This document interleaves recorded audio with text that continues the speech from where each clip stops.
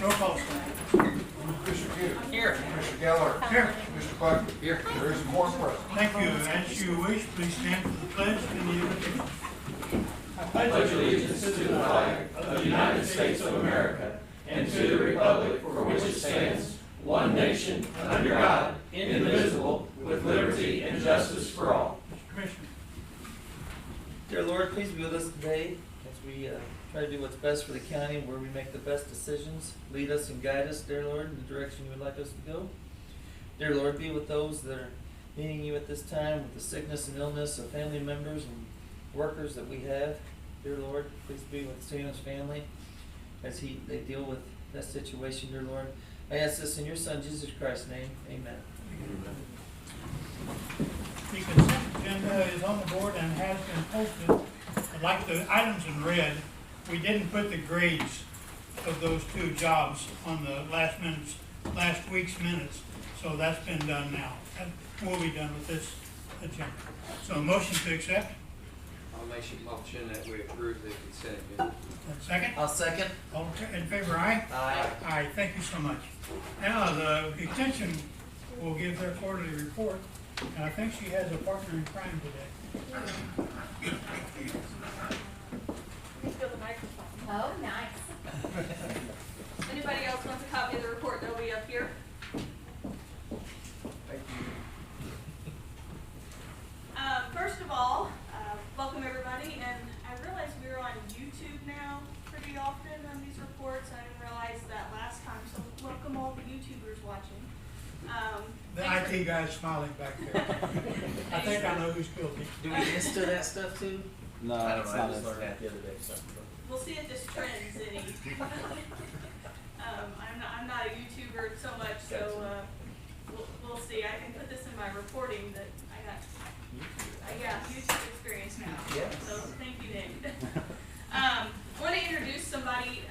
Today we're change is one of those things that's always constant, and Extension does the same thing. And so we have with us today Brandy Richardson. Brandy is what we call our EES, Extension Engagement Specialist. And so what we've done is moved from a system to where we had one person in each office be a liaison between the extension councils and the commissioners and whatnot, and we're moving to a more regional type system with that. So Brandy is our new extension engagement person that you may see up here doing some of the reports and communicating with the extension councils and so forth. And she covers 8 counties, so hopefully she's going to be able to come here more often than what 8 counties sound like it'll allow, but we're going to try to make that work. So Brandy, did you want to say anything real quick? Sure. I have something I want to say to you. Yeah. Buy as much of your gas here that you can, Okay. because we get sales tax money. Okay, I can try that. I can try to do that. When you're traveling between 8 counties, you're buying gas. I am. I buy quite a bit of gas. Yeah. So my office that we would consider my home office is in Rolla. And I've worked for Extension for a total of 9 years. I started out down in the southwest region in the county I grew up in Oregon County. And then a few years later went into Howell County and worked there for several years. And then eventually went to Texas County, where I've been the county engagement specialist in Texas County, like Kendra has been here for the last 4 years. So a lot of the reason everyone has asked, so I'm going to assume you guys are curious as well, why the changes came about from moving to having one person that was a liaison between the county commissions and the university to one person that's covering multiple counties. And the big answer to that is so people like Kendra can spend more time doing what I'm sure you've been an excellent CES, but doing the ag programming. We had real shortages of faculty members being able to do ag programming or any other type of program area, and also keep up with a lot of the office things that have to be done on a regular basis. So what they're trying to do is just streamline that. So I was, before this, I did programming in nutrition and health and human development and family science. I don't do any programming now. This is all I do between the 8 counties. So even though it kind of sounds daunting, I was programming in about 6 to 7 counties and also a CES in 2 counties because I also did Pulaski County for this past year. So it seems like a real expansion of responsibilities, but it's just a lot more streamlined now. So, do you guys have any questions for me? Do you think you'll get over your bashfulness when you get into this job? No, it's just always been a big problem. Yeah, I can tell. I'm sure you can tell. Well, thank you guys Andrew for. got tired of messing with us, so you wanted to hand it off to somebody. Thank you guys. Thank you. All right, Well we'll done. try to make the report a little quick. I know you guys have a lot on your agenda today. So we'll start off with the 4-H youth program with Janet Brown and Casey Amston. They've so far have enrolled 83 4-H members and 11 volunteers in just St. Francis County alone. And that's probably going to go up. We're starting the livestock fair season, and those kids have to be enrolled in their livestock projects before they can weigh animals in. And so usually there's a little bit of a rush before that weigh-in is January 21st for steers, and so those numbers will probably trend upward. We have a lot going on. Casey does a lot with local clubs. She's done a 4-H engineering club, working with the Boy Scouts for a STEM club, STEM activities for 5th and 6th graders. And we have kids enrolled in a poultry project. That is also kind of coincides with the county fair. And 33 kids have the option to raise meat birds. And so if you're interested in getting some meat birds from these kids, they're definitely on a roll already. And then we do some training for those livestock kids every one Tuesday of the month, and that's ongoing through April.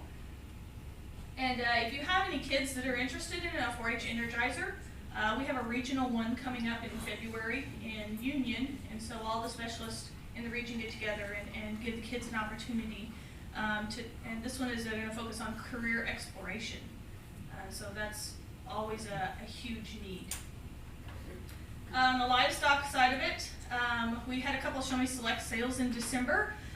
Those were very well attended and had very good results. Heifers averaged $2,600 in Jackson and just a little over $2,000 in Farmington, and they're right on par with the other sales across the state. So it's a huge program. One statistic I kind of wanted to point out, we've had here in Farmington, we've had 14 sales, so this is a relatively new sale in Show Me Select sales. We've had over 1,600 heifers sell through that sale for just over $3 million, and so that revenue brought back into the community and continues to go strong.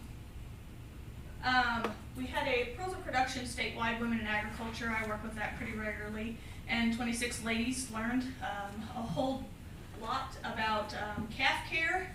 We taught a welding class for them, and meat processing and labeling, selling direct market, and so those are pretty well trending items in the education realm right now, and people wanting to sell meat directly to producers, and so we tried to help them out with that.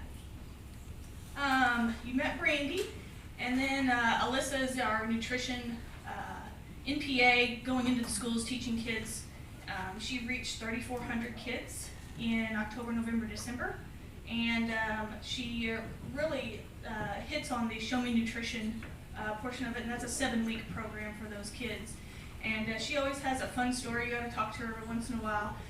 It's amazing what kids say, and it's amazing what they learn, and how she can get them to eat Brussels sprouts and spinach, and making it fun in school. It's amazing. Can I attend that class?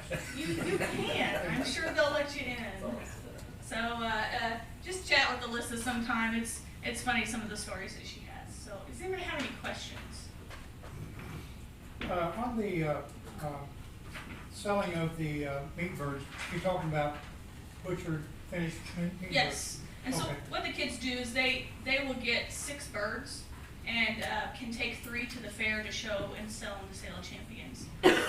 And they've got everything from, they build cages and sell a cage with the birds, but they have also arranged processing for those birds after the fact. And so all you're getting is a frozen bird. So the buyer's not going to have to deal with the live birds or anything like that. Absolutely. Also on the farrowing to the finished line, about how many days started on that?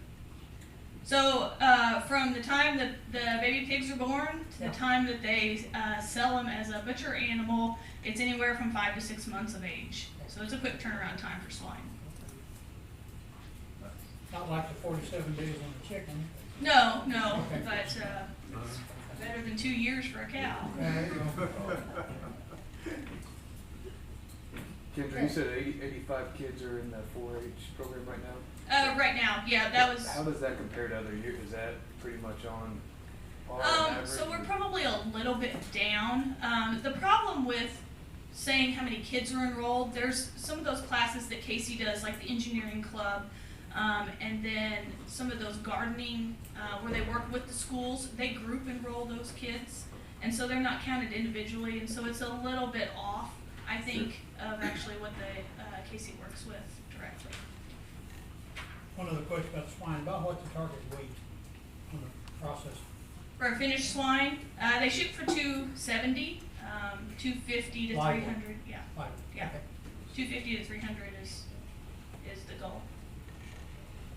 So that yield what, about 200 pounds of meat? Yeah, they run anywhere about 72% hanging carcass. Yeah. Okay. And when you're talking welding, you're talking regular welding, the whole welding.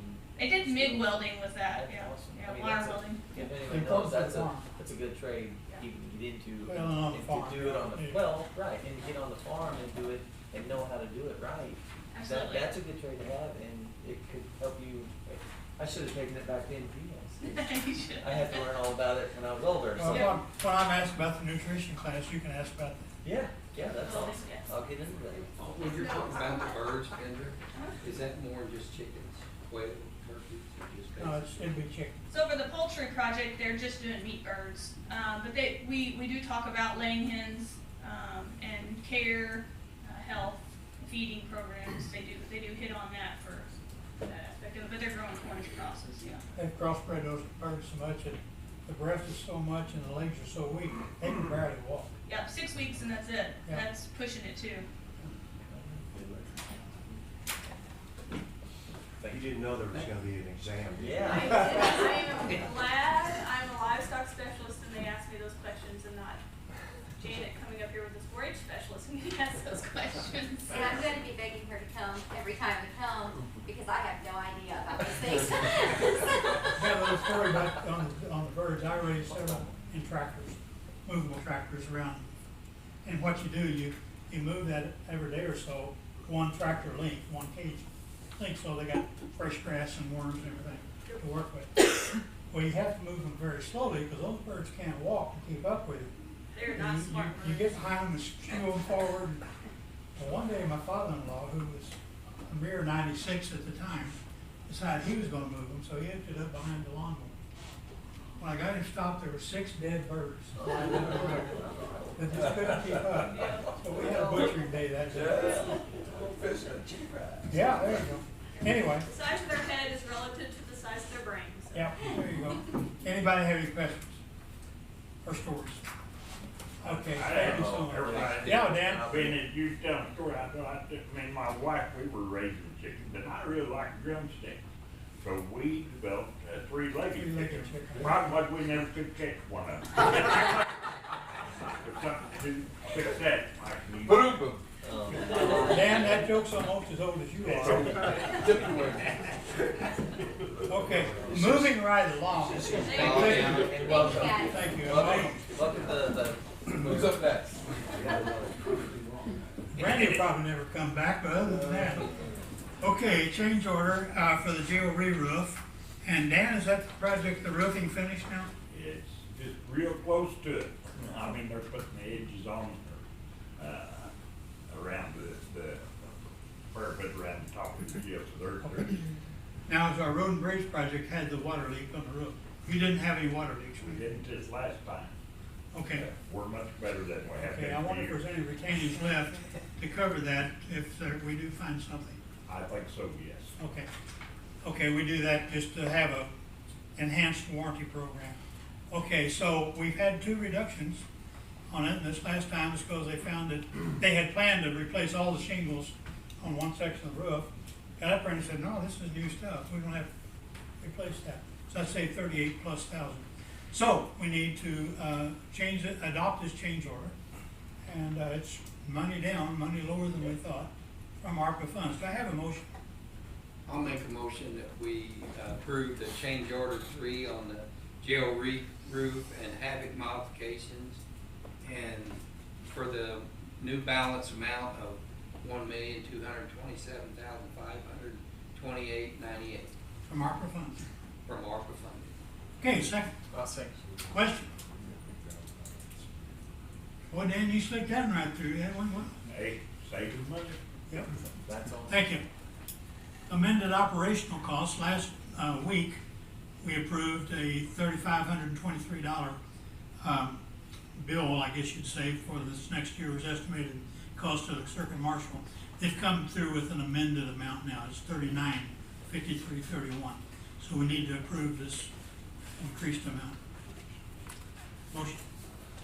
Okay, I make a motion, we amend the operational cost for the circuit marshal for $3,953.31. I'll second that. And I said on there, I said just now, says last week, it was 2 weeks ago. Okay, questions? All in favor, aye? Aye. Thank you. Okay, Bless you. work from home policy. Here we are, Kevin. Yeah, we've got, I asked Corey to do a remote work request form that managers would approve, you would approve. Hopefully this would be rare, but if we need it, because what brought this on is about 3 weeks ago, we had a day where you all called off because of the changing weather.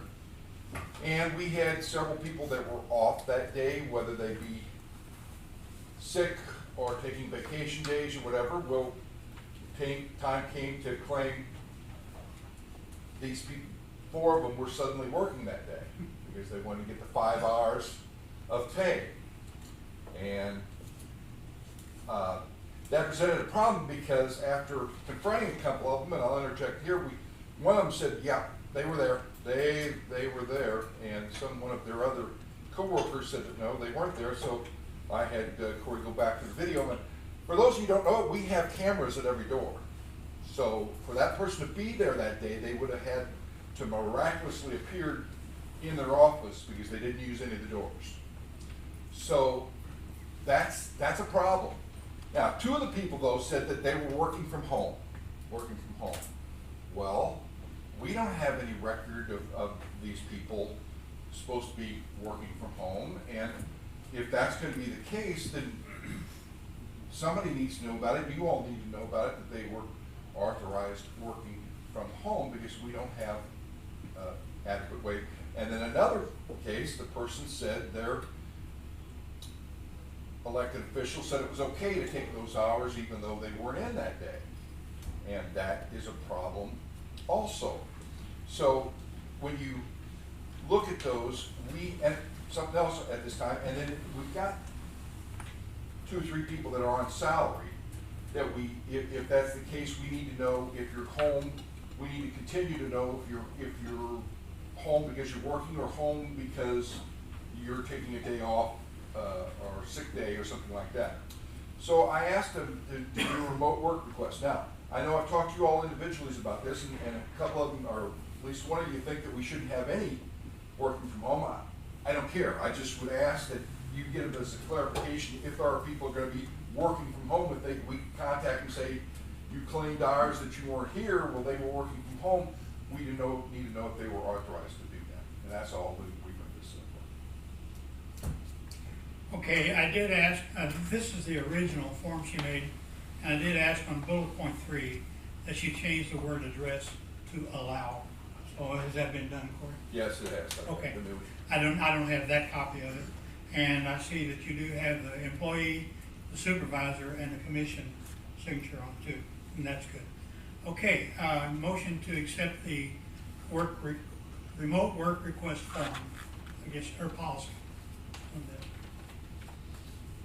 Do we want to pass this at this time, or do we want to take it in Wanna advisement? look at it for me? I'd like to look at it a little bit more if we could. Yeah, It's up to you guys. That's fine. But, You got everybody? yeah, because this is something. And that's fine, because we're going to start working on policy changes. Yes. Yeah. But I would hope that this would be incorporated. This is more of a just recognition of that some employees may not be truthful with us, and we need to make sure that they know that if we're gonna continue that, we're probably gonna have to pursue that. Well, we offer, and you bring up good points there, Kevin. We offer sick time, vacation time, it's all in a package that we have. When Teresa does time and she puts it into the computer, and it doesn't get put down as time used, what time, okay, so I was at home sick, but I was at home working from home, so am I a sick day, or if I'm working from home, am I working? So how does that time get put in? So I'm gonna be off for 7 to 10 days, and then my office workers have to make up that because they're not here to do that position. So what I'm saying is, now do they have like 20 hours of sick time still on the books to where they can miss another couple days? This is a problem, and this needs to be addressed, and thank you for bringing it up. Well, Teresa's the one that brought it up to me, that thinks well, anybody can some of these see. people weren't working, anyway, so we investigated the one that swore she was working, and, Well, I guess I agree, we need to have an answer on this, because I was under the understanding that we could not be working from home. So when I have employees that are getting phone calls while they're at home with COVID, and they're working, are they working the whole time? No, because they weren't working from home, but I just have a hard time, when other people are working from home, and that they took their sick time, they did everything right, so we need that consistency to the county. And that's, I think, what we So, need. my understanding was there was no working from home. It's obvious we need some more thought process and input on this. So let's take this under advisement. I don't think the farm is a problem. No, What some of the rules. policy, in order to let somebody do this, is what you're gonna have to Yeah, I develop. just want consistency, that some offices, I'm not the bad guy because I'm not letting them work from home. Or you're the bad guy. Well, no, it's just the big thing, I think we've been saying all year, we just gotta get consistent with everything Okay. in here, it's Well, let's just, And put thank this you. under Thank you, Kevin. advisement, Thank you, not Corey. on a, uh, what's the We'll word? take it under advisement. Not, We're not okay. we're not gonna Table, it. table, that's the word I'm looking for. Okay, take it under advisement, we'll look at it later. Thank you very Okay, much. appointment of trustee for the County Law Enforcement Restitution Fund.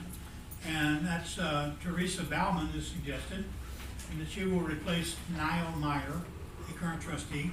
Any input on this? The only input I have is if you would like to do them both in one motion. I've got two items, two agenda items. But talk to us about what the Law Enforcement Restitution Fund is and does. Dan? Harold, that is the fund that we try to buy our vehicles out of, and it is was enacted several years ago by the county commission that the circuit judges can charge a fee, and it goes into this fund that is under a citizens board, which is appointed by the county commission, two of them, which we're gonna deal with today, two by myself and one by the county coroner. Why that is, I have no clue, but that's how the board is set up, and then they vote on how this money is spent every year. Well, the coroner is your successor to office, should anything happen, and that might be the reason. That, at one time, that was true, but since we've become a first-class county, Okay. now the prosecuting attorney would take over if something would happen. Okay, that's changed, I wasn't aware Yes. of that, okay. Okay, so we have two agenda items on this change, so I'm handling one item now. And does anybody have a motion to appoint Teresa Bauman for this? I'll make a motion that we approve the appointment of Teresa Bauman to the County Law Restitution Fund. Okay, second. Advisory committee. Second. I'll second that. And questions or comments? Dan? Or I might add that Niall has served as president on that board for several years now, and he is getting into shape where he can physically handle the job. So it's not kicking him out, he's helping him. We're not kicking him out. He hasn't been able to attend the last two meetings that we've had, and they only meet like once every year or so, so it's not a big thing, but he just can't do it. Not a busy job. Right. It's probably not a paid job either. It's unpaid, yes. Okay, any other questions, comments? All in favor of appointing Teresa Bauman for this position, please say aye. Aye. Aye, and thank you so much. Now here's the other item, same description, just another name. Charlotte Boyer. She happens to be the mother of Teresa, I believe. Isn't that true? Yeah. That's true. And Charlotte was the Assessor. assessor at Washington County for years. And then Teresa and her husband started the, what's the name of the restaurant? The Rotomarts, Rivermark in Park Hills. and he owns Fountain Oil. So they are astute financial ladies and know how to handle stuff. So, motion to accept, to appoint Charlotte Boyer for this position. Okay, I'll make a motion that we approve the appointment of Charlotte Booyer to the Law Enforcement Restitution Fund Second. Committee. I'll second that. And, questions, comments? Yeah. I'd just like to make the same comment on George. Of course, you and I both have known George for many, many years. Good guy. He's served on the board and is not physically able to. I was wondering how George is doing. He's not doing real well. I talked to him just recently and, tough time getting. George's an old friend, good guy. Yes. So you had a West and a Nile, you didn't have the virus. Okay, moving along. Lou, please help improve this thing. Yeah, by the way, we will hold open auditions for comedy night after this meeting. And some people will refuse to do it. Hey, no respect. I fully support these two nominations. However, is there a question of nepotism here? Not a non-paid. I know it's a non-political subdivision, but. They're not supervising each other. Right. And that's what was asked, and I wanted to make sure that, I just wanted it on well, record. thank you for asking. We tried to look that up. And I want to point out that they're mother and daughter. I think the big thing with nepotism is if you're supervising the person that you've hired. It's family. Lou, can you hurry up and get this comedy thing going? So, Yeah. The auditions will be held at the county jail this afternoon. And some people may not be allowed to leave. Right. Any other questions or comments? All in favor, aye. Aye. Thank you. Okay, request to bid annual bids. This is our annual bid for all your supplies, that type of thing. You need to get to Linda by February 6th, what you're wanting to bid out in a group, and the bids will be March 14th. Okay. And that's for all the annual supplies you'll need, that you can forecast what you'll need. And like on fuel and asphalt and all that, you get a, how would you describe that, a base bid with? We've received base bids in the past, but due to the volatility of the market, we've already received 2 letters from both of our concrete vendors in the county, which we only have 2, that said they are not honoring their annual bid price. One went up $12 a yard, the other one went up $10 a yard. It's a little different than the oil situation we had about a year and a half ago, where we had about 6 vendors that we could choose from. We only have 2 vendors in the county that supply us concrete. I see West's closed down. Well, they didn't have concrete. That was just asphalt. Okay. So that's right. we can't truck concrete in from a surrounding county, especially when it's 110 That'd be degrees hard. and we're pouring, it'd be hard. Oh. An 8% mix. So we have to take their new price, even though they broke the contract. It appears as though the products that Road and Bridge will be annually bidding, this process due to the volatility of the market may be antiquated. I'm sure the sheriff's department too. Nobody likes a bid anymore. And I know we Hold 2 for a year. They don't wanna hold that price for you. Well, more than likely, the fuel prices are the ones driving that up, it's costing us. well, that and just raw material pricing, but you know, from a county standpoint, if I was a vendor and I was unsure what was gonna happen in the last quarter of the year, I'm gonna raise my price to you guys Right, cover. to cover it, you know, so the county's really getting screwed. Well, You with, remember last year, I'm sorry, I mean, but remember last year when they wrote, like, mineral oil supply, they wrote, these prices are good for 30 days only. Well, then that's Because correct. my ink is going out, think about the maps. You know, we can So track, that's not an annual bid. And it's, yeah. we so- can track asphalt pricing through MoDOT's website. Yeah. But we can't check the raw material pricing of what cement is, or what, you know, that fuel surcharge is gonna be. I mean, we just can't. And we reached out to Amber, I know she's not in here right now, just to see if there was something that we could do differently before these annual bids come about, to try to fix this situation. How many area. different times do you need concrete on average in a year? Always. We Oh, you pour need it typically continuously? about $150,000 worth of We concrete. poured yesterday. So it's really not practical to bid them out every time then? No, Can we do it like a quarterly bid or something like that we can get them to hold to?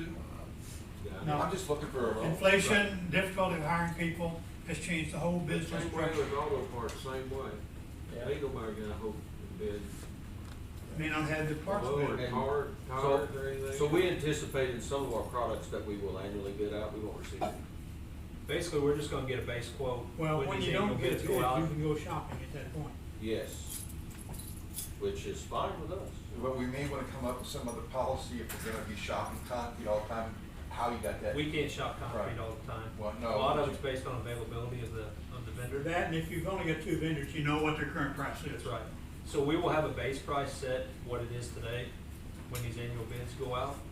But then anytime that changes, we'll just have documentation that, hey, our price went up $12 a yard or whatever. I mean, that's really all we can do. Yeah. John, do you ever, like, when you're looking at that, when you're doing your job, where the plant is? We do, so, Yes. you know, if we're in the middle of a pour on a bridge project, we try to schedule that the best we can based off of weather and when we think we're gonna be ready for that project. So we will call the lowest price first. If they can't get it to us, then we call the next one. Yeah.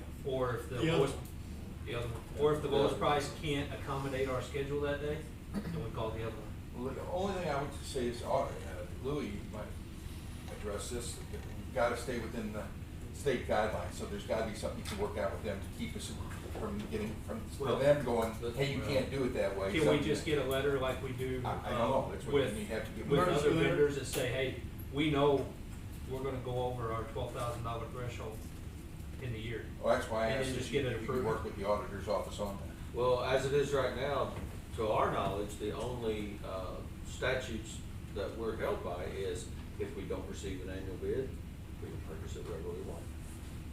And there are no other restrictions to our knowledge. Unless you go over 12,000, it has to be bid out. Right. What do you Yeah. think? Say it again, Bridget? John, about 12,000. If you spend over $12,000 a year, you, $12,000, In one you have to, purchase. you have to bid that out. In by one state purchase. statute. You have to bid that. Yeah, You can't just go shopping. unless you do an annual bid, which takes care Well, of that. that's for Okay, one purchase. okay, that's what I was going for. For one If you've purchase. done your annual bid and you don't get the bids, then you can go shopping at any time. As it is now. Without bids. If you have an annual bid, you don't have to get the So if you're laying $12,000. concrete on a bridge and it's taking multiple days, is each one a $12,000 limit? No. No, it's well, over 90 days. Because it's over 90 days, but if we're pouring concrete and the sheriff's pouring concrete, maintenance is pouring concrete, Yeah, all three totals go together and we don't know what that total is. yeah, you never know. We don't. Because And it's the company by doesn't vendor, know. it's not by And department. It's not 3 months, it's 90 calendar days. 90 rolling days. Rolls. So- It rolls. Tomorrow's 90 days will be different from today's 90 That's days. correct. Yeah, okay. Anyway, that's your annual bid situation and the problems thereof. So maybe we need to contact the legislators and see if they can look at the laws a little bit. Well, we have contacted other counties, adjacent to us to see how they have addressed this, and it appears as though with them, annual bids are a thing of the past. Yeah. Do they have a purchasing agent? I don't know. I've wondered about that for some time. Yeah, I don't know. Okay. Okay. Gentlemen, the reason for the annual bid was to keep from the good old boy network from slipping in that invoice and buying from Brother-in-law. your cousin or whoever it I was. always say that we have to give bids to keep me from buying trucks from my brother-in-law. Now, I've only got one brother-in-law, and he lives in California, does not sell trucks, but it's a good example of that. So, The auditor's office has full confidence in the supervision of the purchases from every department head. yeah. But we have to preach sometimes to make calls and keep notes. Well, before materials went haywire, it was a streamlined way to get materials. It's a little different now. Well, and that's only having two, I believe we shared a lot, quite a bit between the both of them, so We have. we don't have to worry. You guys- John, you guys still should- have certain ones that you can bid from though, like pipes, where you can get bid, like yearly. When where we you bid our get culvert pipe, advantage. we have one vendor bid on the steel pipe, Yeah. and we have one vendor bid on the HDPE pipe. That's two separate. Yes. That's correct. Where's your supplier of HPP? Where's he So located? it's through Bonne Terre. Waterworks in Bonne Terre, Okay, but it comes from an outside vendor, ADS. okay. Okay, that's a report, we don't have to act on it. Any other questions on this report? But it is very important. Okay, change of the CDBG grant, computer aid block development grant, okay. Anyway, I probably got the initials wrong. But anyway, on behalf of MAC, and so, there's the explanation. The original grant was for $400,000, planning on 160 students, but they only got 64 in the time frame allowed. So that reduces the grant amount to 320. And I'm sure that MAC has been told of this and working with them and agrees on it, and now we won't extend the request on the grant. Is that- Yes, they've already received the second payment, so they've received the whole $320,000 as of the end of last year. And no overage of the 320. No, it's right at 320. Okay, So so- we're deobligating the 80,000, Okay. and DED's getting that back. And say if there's no overage, we have to pay it back. Yeah, no. If there is. Well, there would not have been an overage because it did not qualify for the number of students enrolled. That's it. Yeah. Okay. That's at the end of the year. Okay. Again, yeah, I guess we need to act on this one. Well, do we act on this one, or is this? Yes, This one, okay. yes, Because we got a because hearing right after this meeting about this program, right? No. Next Next week. week, yeah. Okay. It has to be posted for so many days. Okay, I thought they'd already put it on. Okay, and that's why it wasn't on my printed agenda. Right, Okay, yes. now we know. Okay, so, act on this? Is that an action? yes, Okay, and also that we do not want an extension for this grant. okay. So, And that deadline is what, March 1st or February? February the February. 1st, so we do not want an extension. Okay, motion. so I make the motion, for the change of the CDGD grant on behalf of MAC, that there was the original 400,000 that we reduced to the amount to 320, and, what else do you? No extension. No, and with no extension, yeah. Second? I'll second. Question? Okay, all in favor of this change, please say aye. Aye. Aye, thank you.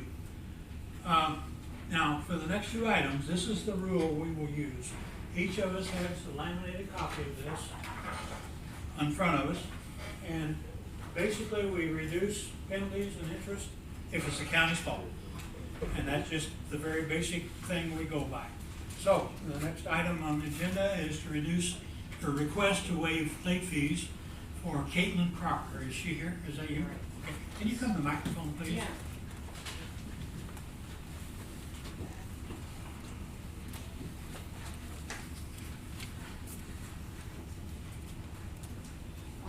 So I talked to Carrie a little bit yesterday, so he kind of knows a little bit of the story.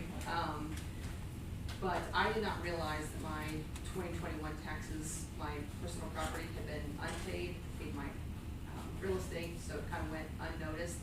I moved out of the county in end of 2018, was back by 2020 of April, and I notified St. Francis County of that. Paid my taxes in 2020 on personal property would have been the same Jan because it wasn't until April. But paid it on my mortgage, it was escrowed, all of that was taken care of. But I was in the office in 2021 to notify them of the address change. I was back. What office?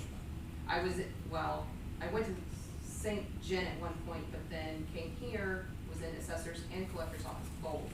To tell, in our county, to tell them whether you changed. Yes. Okay. Even had a vehicle removed, which was shown on my 2021 taxes once I finally saw them. So I think that's proof that I filled out something, because I don't have any hard evidence to show I was here. But I guess my question would be, if I wasn't, how did that vehicle get removed? So anyway, I never got anything sent to me, kind of out of sight, out of mind.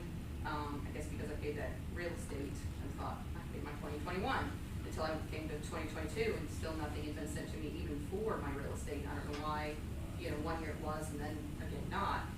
But anyway, they have no record that I was in St. Francis County, so that's why they said they didn't get anything, that I didn't get anything sent.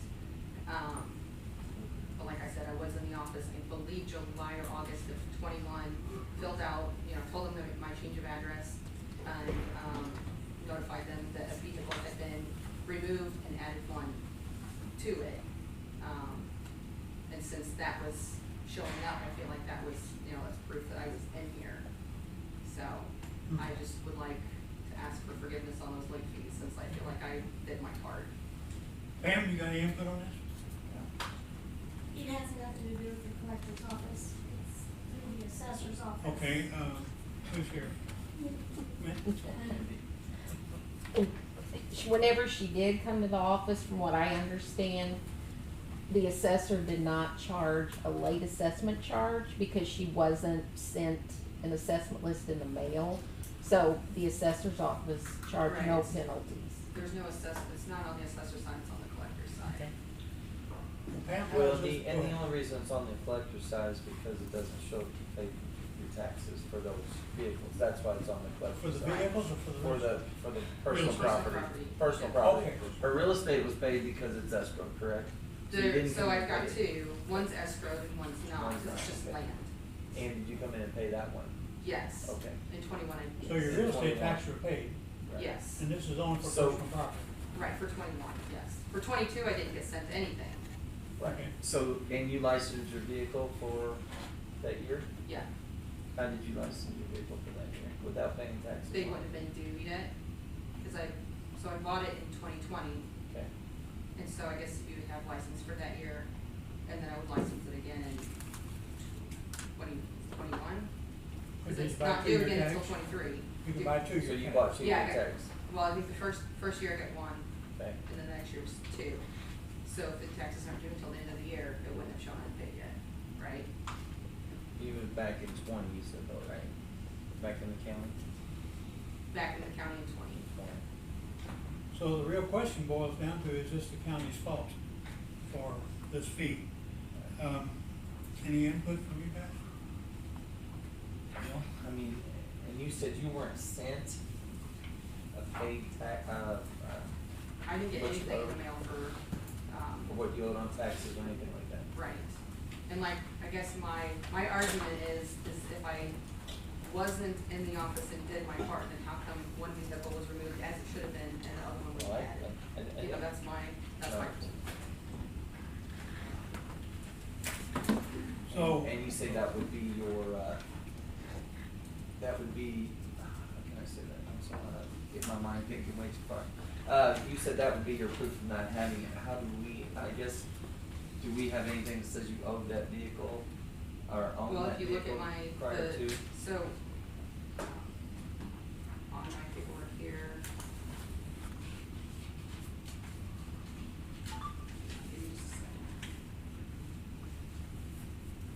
Cause this See, shows I late have- for 22 and 21 and 22, correct? So on my 2020, it shows that I've got a Jeep Cherokee and a Cobalt, which is correct. And then in 21. That's in St. John County, correct? That's in Right, St. this is John St. County. John. Yeah. Right. But that's just my, I'm just trying to explain, in 2020, I had a Jeep Cherokee and a Cobalt, and then in 20, I'm sorry, in 20, that's what I had, and then I switched it over, I guess. Switch it over to our county. Switch, your county as well, but also sold the Cherokee and got a truck, and it reflects that on the paperwork. Okay. So if they have that on the paperwork, I feel like I was Okay. there, I filled out the paperwork, I did what I needed to do. Now, are your Because tax, go ahead. if I had not done what I should have done, in 21, it still should have shown the Jeep instead of the truck, but it didn't. I just didn't, I never received it. Do you still owe taxes, not the penalty and interest? I'm not talking about penalty and interest, but do you still owe taxes? I came in last week to pay those, and I did not, I didn't want to, they told me not to pay it until we get this resolved. Okay, So it so still the doesn't- taxes are paid as of now, No, No. they told me not to pay them until this. not until even the this- taxes. Right, Well, 'cause when she came in on January 5th, and the assessor's office put her on the books for 21 and 22. That was the first time they put her on the books, on January 5th. So. that- So we have the back taxes involved too. Right, because she did live here January 1st of 21. Right, which comes, yes, and I understand, that would be why they have both vehicles on there. And so, then, I see where you filed, Terry saw where you filed at St. John, but then you didn't pay taxes for 20 or 21. No, I paid 20, well, that was in St. John's. I'm sorry, 20 or 20, I'm sorry, 21 and 22. Right, 21 is my main concern. That's what I'm saying, I did not pay because I never received anything. I recognize I should have realized I did not pay them and taken care of it sooner. I guess I paid the real estate, so I was thinking, I received that, paid Pamela, wrote that check. I guess I just thought, paid my taxes, I was good to go. Didn't realize that it wasn't personal property included. And then by 22, I realized I didn't receive either personal property or the real estate. So that was my red flag, and that's when I called the office on January 2nd or 3rd, and then came into the office on Thursday. And I understand what you're saying, and you just said it yourself, that you didn't realize you didn't. Right, because I didn't receive anything as I Right, so- should have, because I was in the office, informed them of Right. all of the updated information. Right, so you, and I, don't get me wrong, I mean, we get some of these, and at no fault of the county, so you realize that you should have paid them, but then you forgot to pay them. But Well- you know that you should have paid them. I didn't forget, I would say I forgot, because I never realized. You didn't that- realize. Right, because I never received anything. I paid Pamela for the real estate, and I thought, like, good to go, I paid everything I got in the mail. Okay, Pam, do you have a copy of this file in your hand? I've got a copy of the personal property. Okay, well, that's the only thing we're talking about today, isn't it? Okay, now, I put the bottom corner of this, and that's 172104, that's the grand total, including penalty and interest, if it's paid by the end of this month. Correct. Okay, how much of that is penalty and interest? Is that the total of the, For the 2021s, it's 251.68 is the penalty and interest. okay, say that again. For 21, the penalty and interest is 251.68.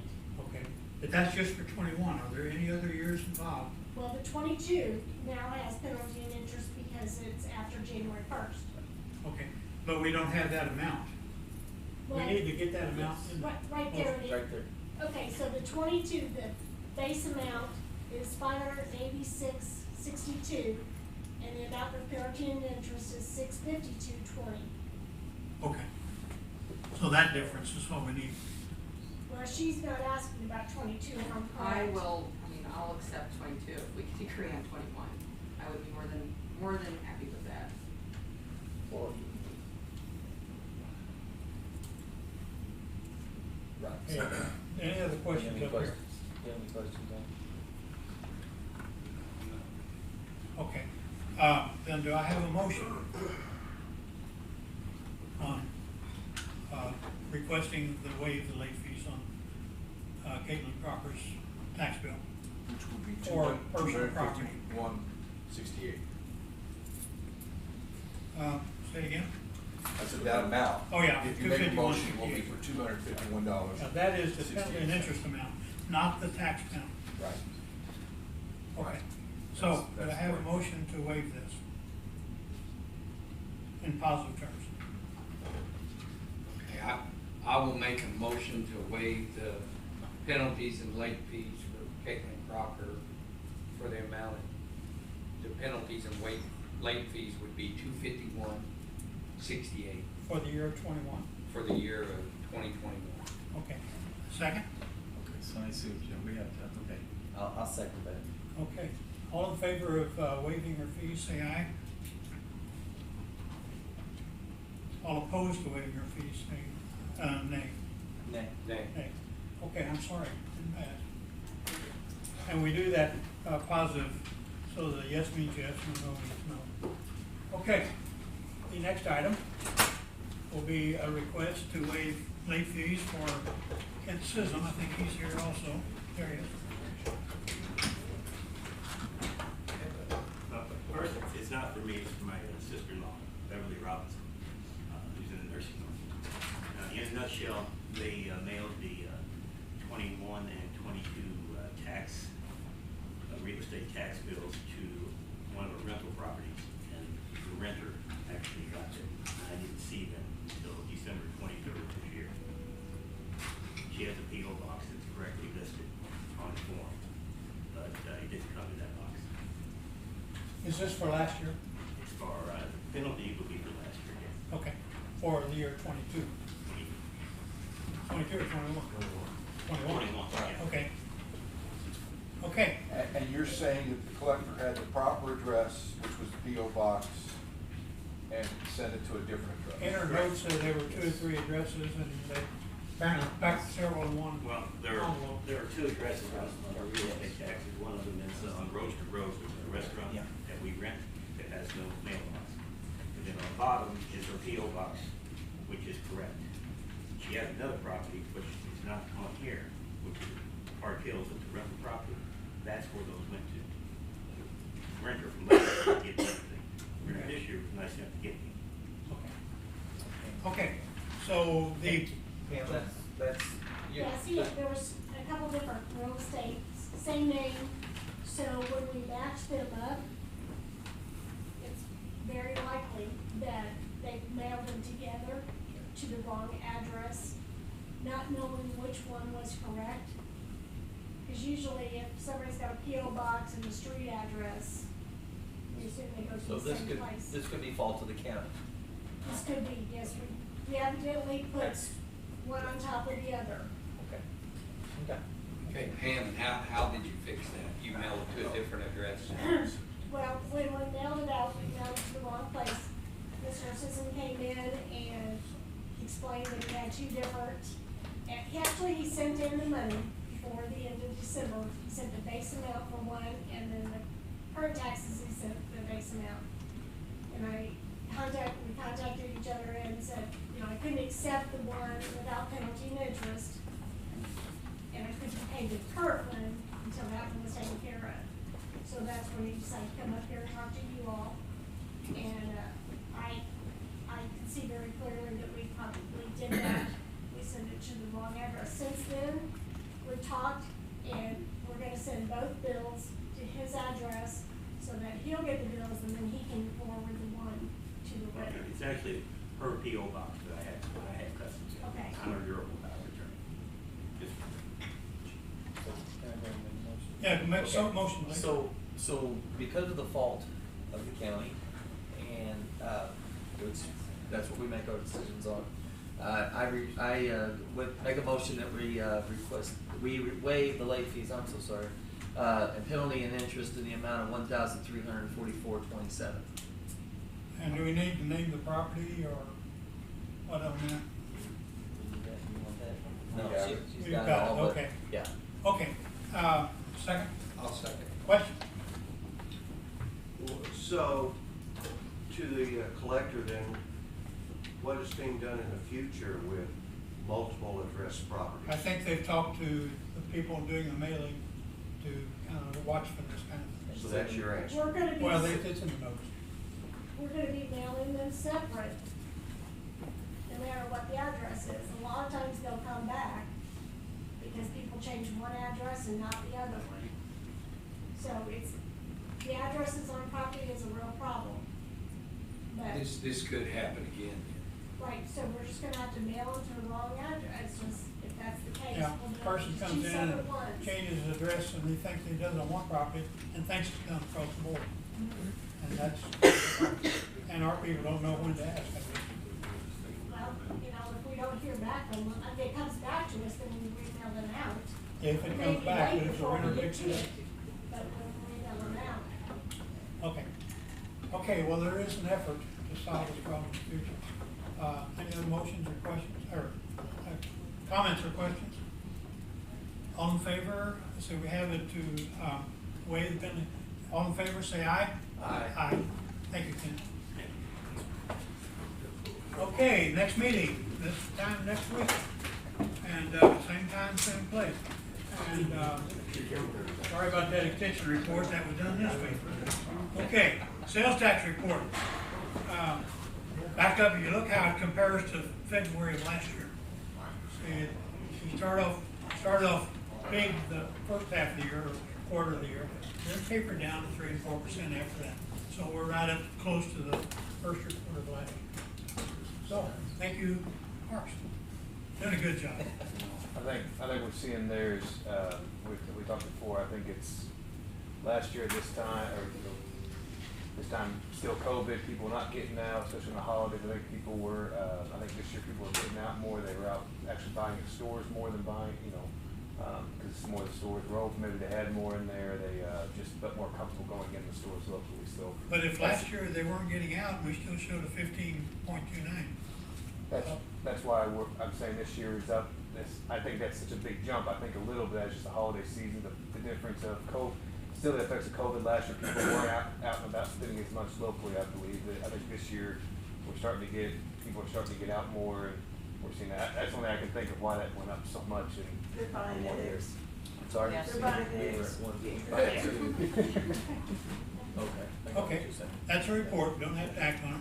Thank you. Thank you. And use tax report. Yep. It's kind of exciting. So use tax, 96,000 is what we received.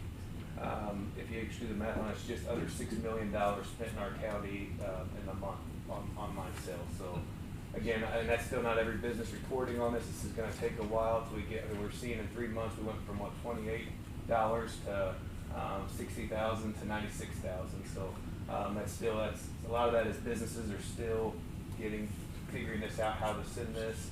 I think it's going to take a little still time on that, but projected out next month it should be $1 million. And we've been told time and this again, puts us on the. there won't be any trend for the first year. I'm sorry. There won't be any trend established for the first year. But again, I'm going to compliment Dana in the office and my team in there on figuring out this little loophole that we did, and also around Kevin's office, because they helped us with filing everything to get to the state, that little window we had. This is what allowed us to get these 3 months. So this is helping us. So I want to compliment those girls on their work, and this is what's allowing us to hopefully hit our goal quicker than what we even thought for the sheriff's department. So there'll be another month included in that. So. Okay. Okay, thank you. Other business correspondence? Public comments? Departmental reports. Kevin, can you fill us in on holidays and times for the agenda? I had a pretty good holiday. Yeah. When are you going to start that contest again? Okay. This week we've got Martin Luther King birthday coming up on the next Monday, so you have to have everything in on Friday by 10. Agenda items have to be in Friday. We have twice in February where we have the same things. So just be aware if there's a Monday holiday, you have to, your agenda items have to be here by 10. I didn't make a slide on that by my omission. Okay.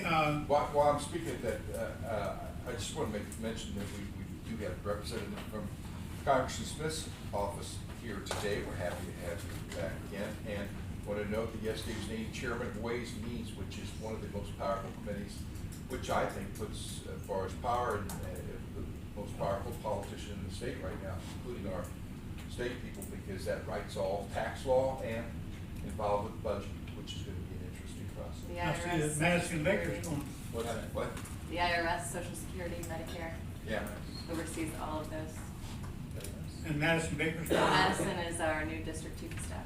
Good man. I Yeah. enjoy working with Madison.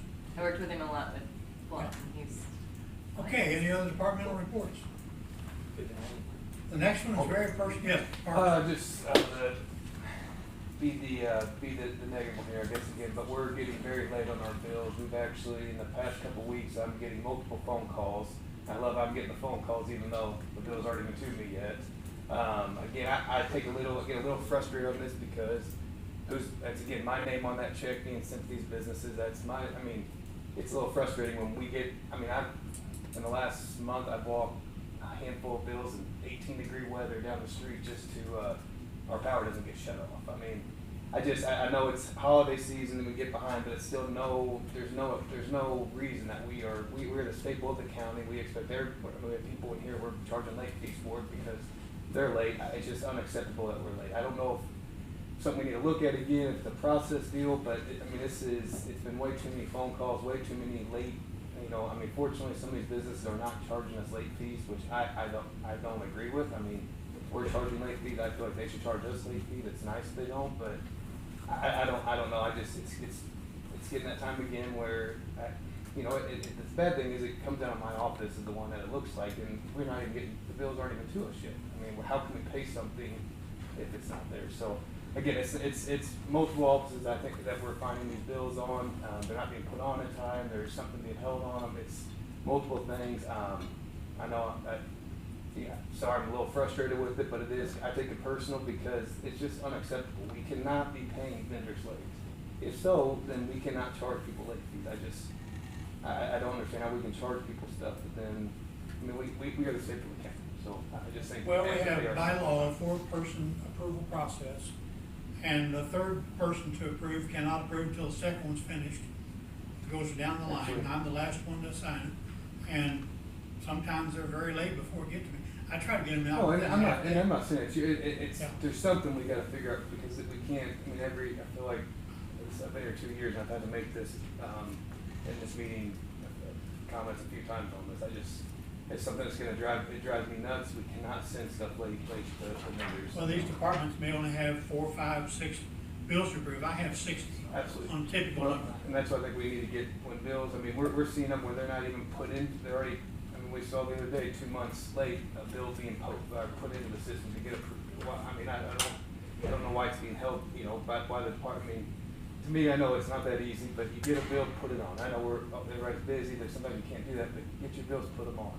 Well, I think we had one, and I really, we need to find out why we had one that was back in November 3 with the same company. And these businesses calling them, and they've been, it cracks me up. I'll get a juror up at about $12 and call me, but then these are, $30,000. I mean, big dollar amounts, and the businesses are understanding of it. They know they're going to get paid. We're going to pay them, but I'm tired of apologizing them for the county. I'm tired of apologizing for something that's out of my office's control. I'm getting tired of walking bills down whenever it's 18 degrees outside, so our power can get shut off. It's just, so again, I'm sorry I'm coming down a little hard there. That's something I will never accept us being. So we need to ask our department heads to really look at their departmental system and get that sped up. That would be the answer to it. If we could do And it's all. I think as a group we have to figure it out. One person, one department, one. I think we got to figure out somewhere we're getting. Okay. So thank you. Any other departmental reports? This next one is very personal from me. A cancer report. I had a PET scan yesterday. Look at that red line. And I'm very happy to get that. Second year in a row I've gotten that. And I want to thank people for all the prayers and support. My family, my wife and my family, church, you guys, community. I really appreciate it. Thank you. Any other departmental reports? Yeah, Dan. You just made me think of something. Tim Harris from my office just come back from MD Anderson. He got a clean bill of health himself. So Very good. Same thing. Yeah, I fought this for 13 years and they won't say my disease has remission, but I just got a report this morning, and your target number is 0. All of you, that's multiple myeloma, and all you people I'm sure don't have it, so your number is 0. And mine in the last 2 or 3 years, the report says the number's too low to quantify. I tell them I average that, or round that down to 0. And they said, no, we can't do that. I said, I'm an engineer, I can do that. So, anyway, okay, any other departmental? I would like to make one suggestion. Corey, we were talking about earlier on the working from home. I was wanting to make a suggestion because I know we tabled it. If I can get all the office holders in here, I'm going to be notifying them to get them in here and we'll discuss that. Because I come up with a paper that you had wrote back in the summer that I just seen it today that will help us out. If the office holders agree to come in just bring the office holders in and actually discuss it in here with everybody. I think that would work better than a bunch of us will make a good decision. Okay, do I have any other, do I have a motion, or are we ready for a motion? I'm making a motion, we actually go into, do we have to go into the? That's next week. No, Oh, we we don't can have go, a- we can go into the adjournment. I make a motion, we adjourn. Quickly, I'll second. all in favor, aye? Aye. Bridget, I have